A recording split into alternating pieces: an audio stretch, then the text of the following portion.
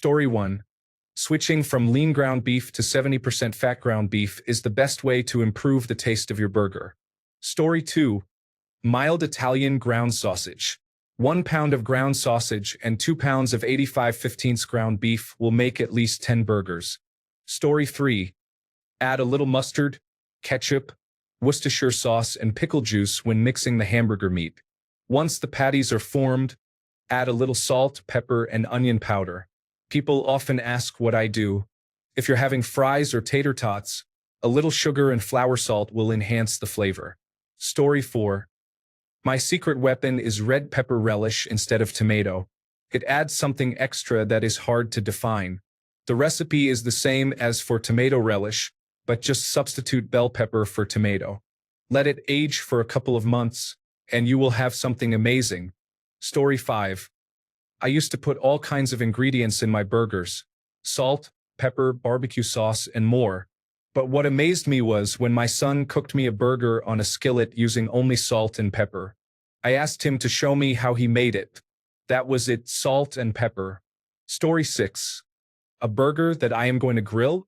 I grill frequently, and people are amazed when I mention that it is just salt and pepper, smashed flat and usually placed on top of a slice of Walla Walla onion. Story 7. Someone else mentioned egg, and I will add some Italian-style breadcrumbs as well. Sometimes the egg can make the burgers a bit soft, affecting their grilling or sautéing. The breadcrumbs help ensure they hold together better. Story 8. I rehydrate dry onions from the grocery store, specifically the ones found in the spice section. They make the burgers taste like they are from a fast food restaurant in a good way. Story 9. Special? I mean, they are all basic off-the-shelf ingredients. It really comes down to preparation. Do not cook the patties too warm. The skillet should be hot enough. Melt the cheese at the right time. Story 10. I make a variant fry sauce with an oil base that I put under the cheese. I melt over it using pan grease so there's a little sauce pocket under the cheese. Story 11. The Night. Dill pickle hot sauce made locally by Royal Pepper Company. It has an excellent dill flavor with a hint of zing. Story 12. I soak the breadcrumbs in a mixture of Worcestershire sauce and milk first. This provides all the binding action without drying anything out. I add a bit of shredded onion and spices or seasonings, basically whatever I feel like at the time. Story 13. I used to overcomplicate my burgers, but then I realized that simple is best. Just salt, pepper, and onion powder if you aren't adding any actual onions.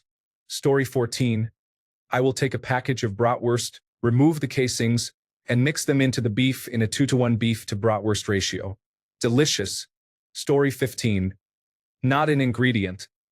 I flatten them out quite large and then let them shrink back, but I never press down on them. I worked in a place where the owner would not sell burgers below medium well. With this method, even those burgers are juicy. Story 16. Kosher salt and sliced onions are essential.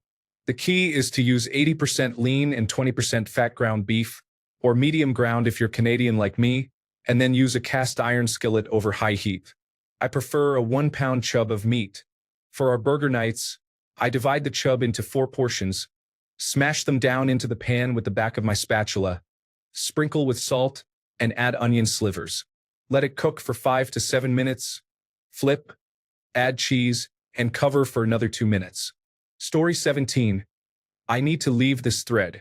I'm trying to be responsible and cook dinner, and all I want now is a great burger. Story 18. Worcestershire sauce is used when forming the patties. Add a little garlic and onion powder, and mix the meat in the liquid.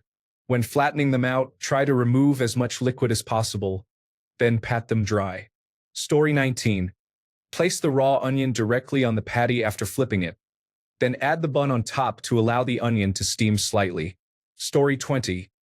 There is a marinade called Allegro, not the flavored ones, but the regular one with a gold cap and cream-colored label. It is excellent. Story 21. Burger with a block of cheese in the middle, another burger on top. Close the edges and cook. Beware, the cheese is extremely hot. Story 22. Panko breadcrumbs and Maggi seasoning were Oma's secrets for creating delicious meatballs in soup and are also excellent in burgers. Story 23. I grate some crimini mushrooms, about 1 plastic container's worth, and saute them in olive oil with a pinch of salt. I let them cool and mix them into the ground beef along with black pepper, garlic powder, onion powder, and a little more salt. Story 24. Mushroom powder. I believe Trader Joe's sells a version called Mushroom and Company, which adds a bit of umami. I sometimes add chili oil with crunchy garlic, a tip I picked up from the Asian grocery store. Story 25. Morton Nature's Seasons. I don't usually use pre-mixed spice blends when cooking, but I have found that this seasoning enhances a burger. I actually use it whenever I cook ground beef. Story 26. Thai fish sauce is a very concentrated source of umami, which makes it great. I prefer it over Worcestershire or soy sauce because you only need to use a few drops in each patty, so they don't become soggy. I've also used a sprinkle of monosodium glutamate along with a sprinkle of salt, quickly mixed into the patties right before cooking. Story 27. Spread garlic aioli on a patty before cooking on a flat grill. Warm the buns on the grease of the grill. Do not clean the grill when adding more patties so that there are more juices and aioli for the subsequent patties to cook in. Chopped onions can also be grilled in the juices from the grill. Story 28. Worcestershire sauce, or as my kids say, watch your sister sauce. Although I am totally open to trying monosodium glutamate. Story 29. Worcestershire sauce before the flip allows it to settle in. I also create an indentation in the middle with my knuckle while making the patties so it soaks into the center. Please keep this quiet. Story 30. French onion dip mix and some shredded cheese. I usually prepare it with game meat, although some family members do not like the taste of game. Story 31. When I grill them, I season both sides with Tony's and splash Worcestershire sauce on them after the first couple of flips on the grill. It's a game changer. Story 32. My dad used to mix instant onion soup into the ground beef. He also warmed the buns in the leftover burger grease. Story 33. Hamburger meat, egg, and a package of Lipton onion soup mix. This post is not sponsored by Lipton. Story 34. Sometimes I make a big burger, hollow it out a little, and put a smaller, slightly different burger inside. Story 35. I use oatmeal as the binder instead of cracker crumbs or breadcrumbs. It adds a nuttier depth of flavor, and I prefer the texture. Story 36. For great hamburgers, add a special ingredient to your meat, and you will have the best tasting burgers. You didn't really think I would share my secret, did you? Story 37. Raclette cheese has thick slices and is much more savory than standard cheddar. Story 38. I freeze them briefly before placing them on the grill. This way, I can achieve a nice dark crust without overcooking. Story 39. Omaha steak seasoning. Their steak burgers are excellent. We've tried multiple varieties of them. However, their steak seasoning is my favorite. It's all a burger needs. Story 40. I mix equal parts of beef, pork, and lamb. I add salt and pepper to taste. It ends up perfect with no additional seasoning required. Story 41. I don't use any special ingredients.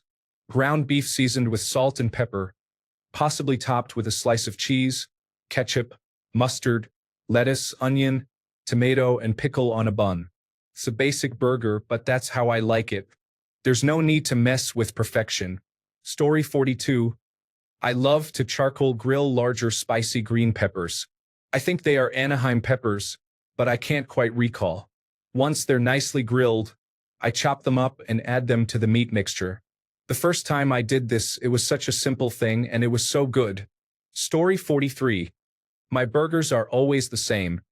Grass-fed beef from my sister's farm. It's not exactly 80-20, but it's almost lean because of their cows, and it's great. I use garlic powder, onion powder, salt, pepper, red chili flakes, an egg, and breadcrumbs, along with a little olive oil. Mash everything together really well and form it into 300-gram patties.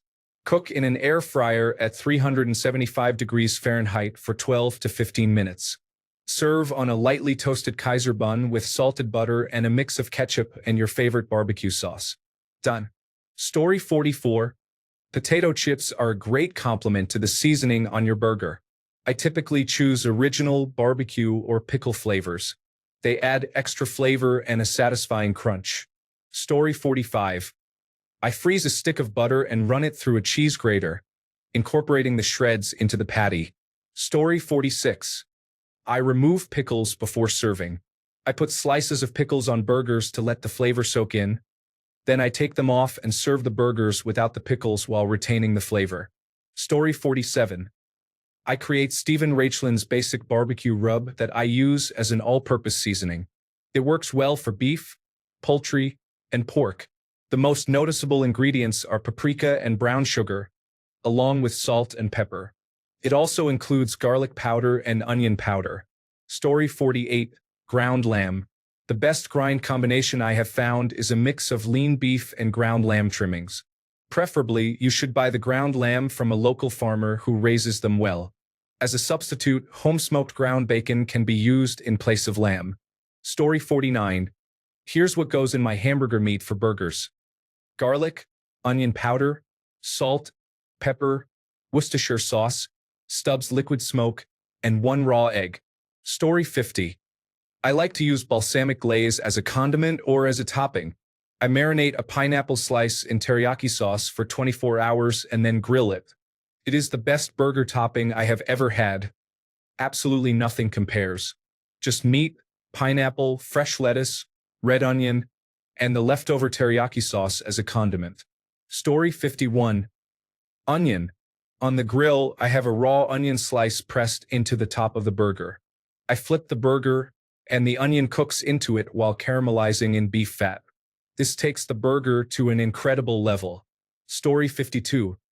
My go-to topping, and occasionally mixed in, is extra chunky medium hot salsa. Seasoned salt is a given as well. Story 53. Brown sugar. Everyone tells me it is the best burger they have ever had. It also helps that it is primarily elk meat. Story 54. Not an ingredient, but I use my wife's large cookie cutter as a mold to press the beef into nice round patties with uniform edges that do not split.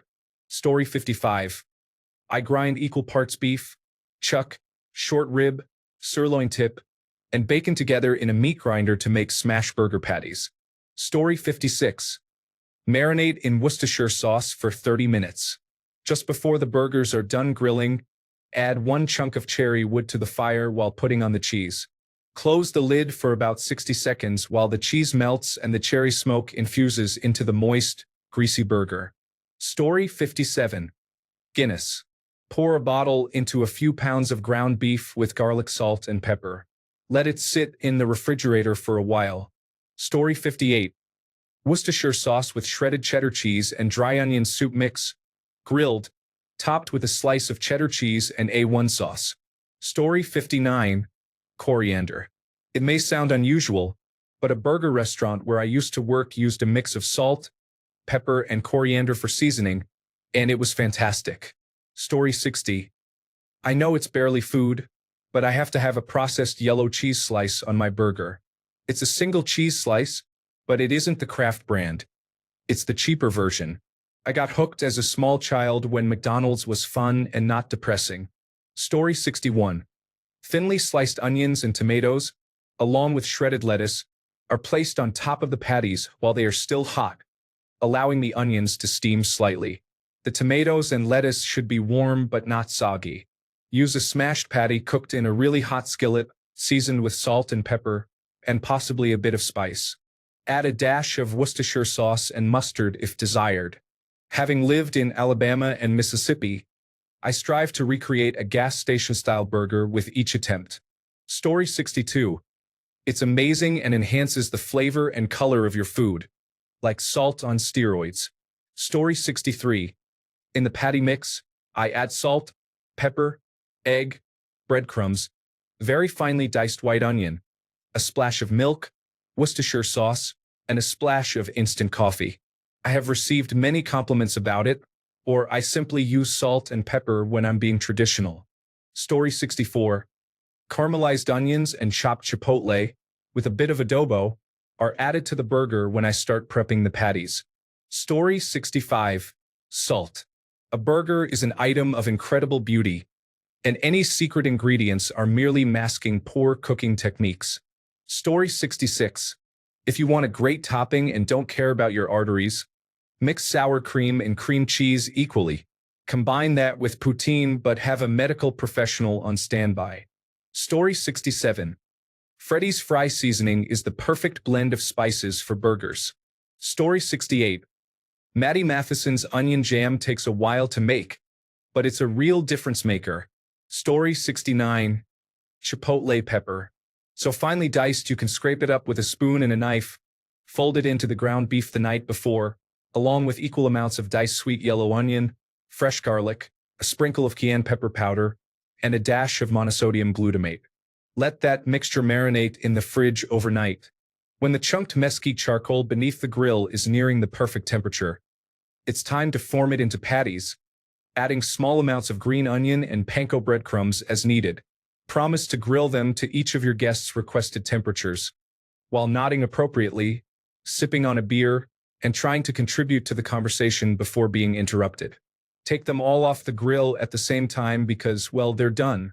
Story 70. I dry brine my burgers on the morning of cooking. Simply salt the burgers on both sides with coarse salt. Place them in the fridge, uncovered on a wire rack over a plate or cookie sheet for about 8 hours. This method works for steaks too. Story 71. Panko breadcrumbs serve as a binder for the patty, providing structure to your burger. They also taste good when toasted. Additionally, ranch dressing mix adds a tangy flavor. Thanks a bunch for sticking around till the end of the video. Remember to subscribe, and until next time, stay awesome and goodbye.